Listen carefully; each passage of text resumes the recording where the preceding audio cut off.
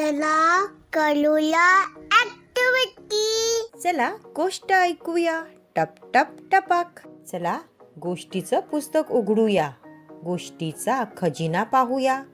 मिळून एक गोष्ट निवडूया. माझ्याकडून ऐकूया. आजच्या गोष्टीचे नाव आहे टप टप टपाक. याचे लेखक आहेत अमर गोस्वामी. यातील चित्र काढली आहेत पार्थो सेनगुप्ता यांनी आणि हे पुस्तक प्रथम प्रकाशनचे आहे. श्रेया, आज ना मी तुला एक छानशी गोष्ट सांगणार आहे आणि त्या गोष्टीचं नाव आहे टप टप टपाक. सुरू करूया. एक जंगल होते, घनदाट जंगल. एक दिवशी खूप खूप पाऊस पडला. दुसऱ्या दिवशी ऊन पडले. सगळे प्राणी बाहेर पडले.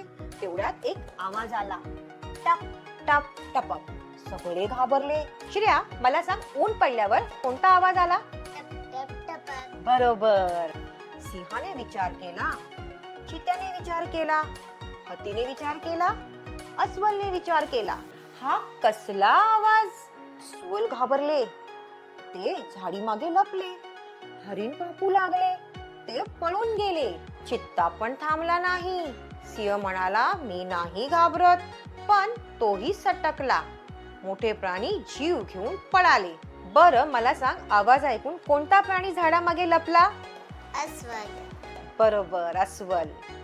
मुंगळा म्हणाला, चला मित्रांनो, आपण टप टप टपकला शोधूया. बघू तरी कोण आहे तो. पण सगळे एकत्र असलो तर भीती कसली. बरं, मला सांग, चल आपण शोधूया टप टप टपकला असं कोणता प्राणी म्हणाला? मुंगळा. बरोबर. उंदीर म्हणाला, शाबास शाबास मुंगळे भाऊ. काजवा म्हणाला, मी पुढे राहीन. मांजर म्हणाली, मी तुमच्या बरोबर आहे. ससा म्हणाला, मी पण मागे नाही राहणार. सगळे टप टप टपकला शोधायला निघाले.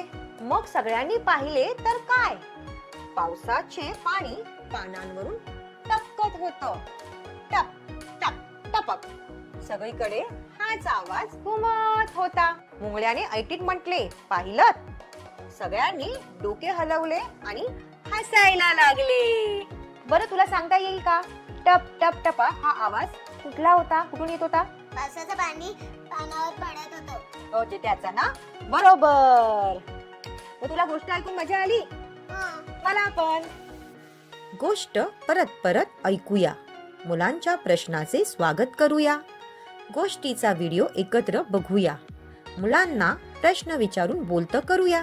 ग्रुपवर तुम्ही माईकचे बटन दाबून बोलून सांगा आज तुमचे मूल काय काय शिकले आणि आम्हाला पाठवा.